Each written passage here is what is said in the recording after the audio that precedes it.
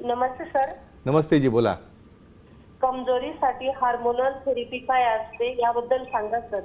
वा वा, अतिशय सुंदर प्रश्न तुम्ही या शीघ्रपतनाच्या संबंधामध्ये कमजोरीचा प्रश्न विचारला आहे. आणि त्याची हार्मोनल थेरपी का, कारण ही गोष्ट दोन्ही बऱ्याचदा सोबत येतात. सांगूया आपण. बघा, शीघ्रपतन, कमजोरी आणि लहान लिंग हे ट्रायड असतं. म्हणजे तुम्ही जर मला विचाराल की कुठली एकच गोष्ट मला आहे का, नाही. मग याला की हार्मोन्सचा संबंध असतो का, आणि फार महत्त्वाची गोष्ट आपण आणखी स्त्रियांबाबत देखील डिस्कस करणार आहोत. पण त्या अगोदर हार्मोन थेरपीबद्दल सांगतो मी. मित्रांनो, आपली बॉडी ही हार्मोन ड्रिव्हन आहे. म्हणजे आपली पूर्ण हार्मोन्स हे आपल्या बॉडीचं सॉफ्टवेअर आहे. आणि ही बॉडी दिसणारी जी आहे ते हार्डवेअर आहे.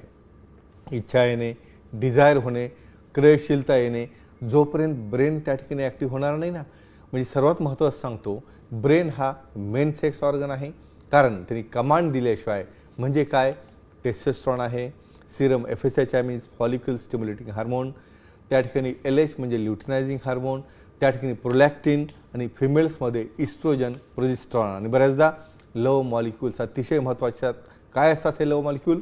या ठिकाणी epinephrine, norepinephrine, phenyl ethylamine, dopamine, oxytocin, serotonin अशी जी यादी काढली ना, या सर्व हार्मोन्सचं एकमेकाशी कनेक्शन असतं.